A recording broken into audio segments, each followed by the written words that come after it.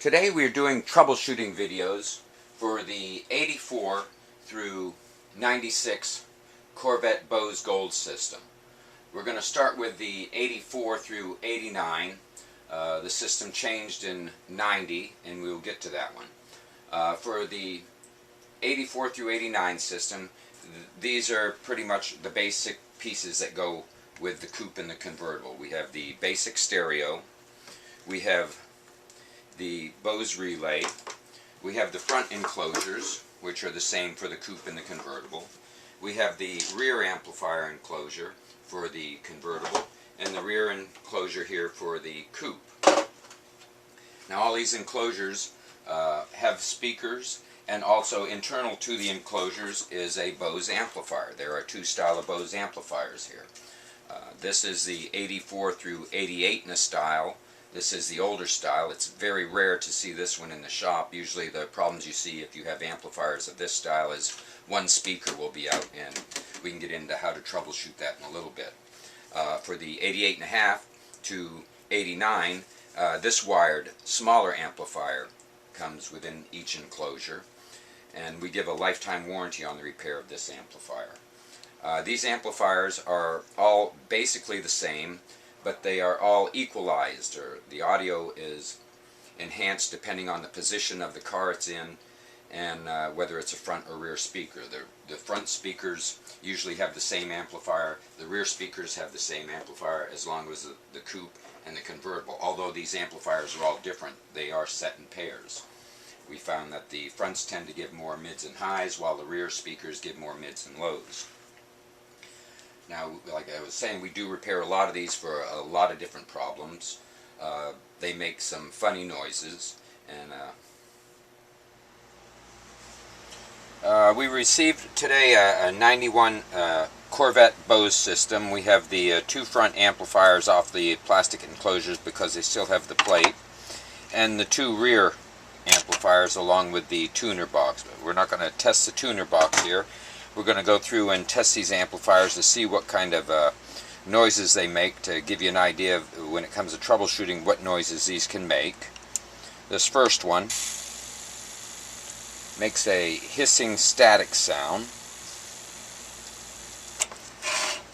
The second one here, rear amplifier. This one makes no sound at all. One of these two front ones are going to make you jump out of your seat. That one's dead. No sound. And the final one. These are just a couple of the problems the Bose amplifiers can have. They can also have a loud snap and pop. They can do a thumping sound.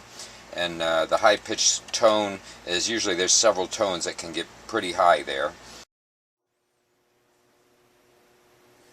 Now we've also seen that a lot of these amplifiers for sale on the internet, and we happen to have today in the shop this rear pair from the Corvette convertible came in with two newer style amplifiers. These are from usually 91 and newer, and they have connectors on them. So if you're trying to locate amplifiers for your Bose system, if they also mention that they have to include a wire harness, you're not getting the right amplifier for your car. So we took these out of the rear enclosures and we took a look at them, and they both say that they are for a 96 Corvette. It doesn't say whether it's the coupe or the convertible. So we decided we would scratch one of the labels back to see what kind of amplifier this is, and coming out of the rear speakers, this is a Cadillac front amplifier. Yes, when it was sold it was a working amplifier, it's not a repaired amplifier, because now it's in the shop for being fried. The other one here was a Cadillac amplifier as well, but this was a rear Cadillac amplifier. So this set had a front and rear Cadillac amplifier in it rather than the original Corvette amplifiers.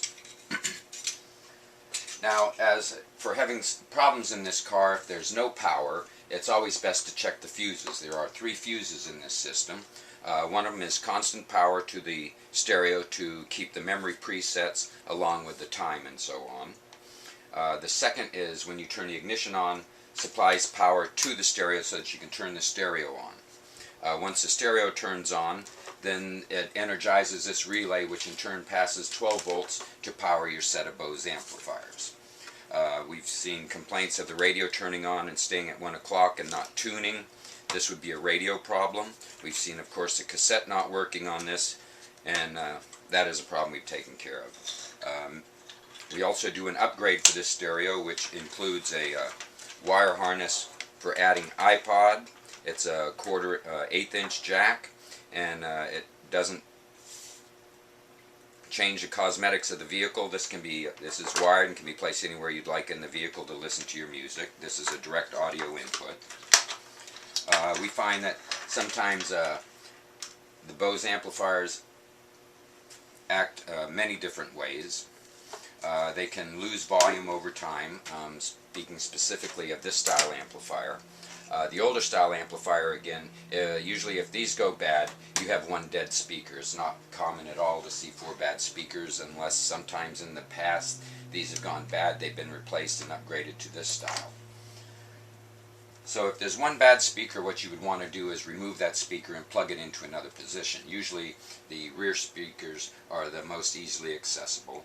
We do have videos on the internet for removing this equipment from the vehicle on our website. You would want to take a non-working speaker and move it from the vehicle and plug it into a different position just to see if the problem is coming from the head unit or if the problem is internal to the enclosure and so on. If you continue to have no sound, next you could swap the speakers to check the speakers to see if the speakers are good. But basically in the 88.5 and 89 you'll find that you have a bad amplifier. It's common to see all 4 of these in the shop at one time. Also with this system, there is an upgrade that's available in many cases to the 94 through 96 Chevrolet Camaro stereo. This one has CD. It's basically a plug-in and it mounts the same because the brackets are the same, but you will need a wire harness and an antenna adapter to make this modification. We've also heard on this system that it turns on, the stereo seems to work, but there is no sound. One of the most common problems we see with this is a bad Bose relay. If this was where the radio sits in the dash, this Bose relay sits right about here in the dash, behind the AC panel that sits in conjunction or with the front face of the stereo.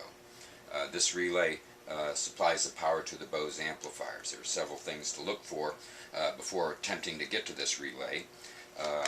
Number one is you can turn the radio on. Usually the coupe is the easiest to troubleshoot because you can remove the speaker grill and you will come up with the black plug that plugs into the enclosure. At this connector we have 4 wires. They can be several different colors, but the main 2 you're looking for are the orange and black. This orange and black is ground and 12 volts. Once the stereo is turned on and the relay energizes, it supplies 12 volts to the orange wire. You can take your meter and from ground read the orange wire with the stereo on. If you have 12 volts, then you're pretty much going to have an amplifier problem. If there is no 12 volts present at this switch, in many cases we see a bad relay. However, before getting in there and removing this relay, which we have no problem removing, it's putting it back in the original position that's difficult. You're going to have to remove the stereo first. The pink wire coming out the back here energizes this relay. What you want to do is disconnect this, turn the stereo on, and check for your 12 volts at this connector. If the 12 volts is not present here, then you're going to have a stereo problem because it's not sending the signal to the relay. If this 12 volts is present, and the 12 volts is not present at the speaker enclosure connector, you have a bad relay. In many cases, we can remove this relay, the one screw that sits up here on the front top of it, but we have a difficult time putting this back. We can reach up under the panel on the right side, wiggle the relay. The relay will stay on the dash, but you will be removing the connector, and you can pull it down to the passenger side panel down by the floor. This will allow you to check the wires, rewire this, put a different connector on, and go to a basic Bosch Connect relay instead of the factory relay, which tends to be becoming more difficult to locate. And when it comes to plugging the relay back into this socket, then we usually leave it underneath the panel on the passenger side because we've been unable to get one of these back into its place. I hope I've touched on all the problems we see with the 84 through 89.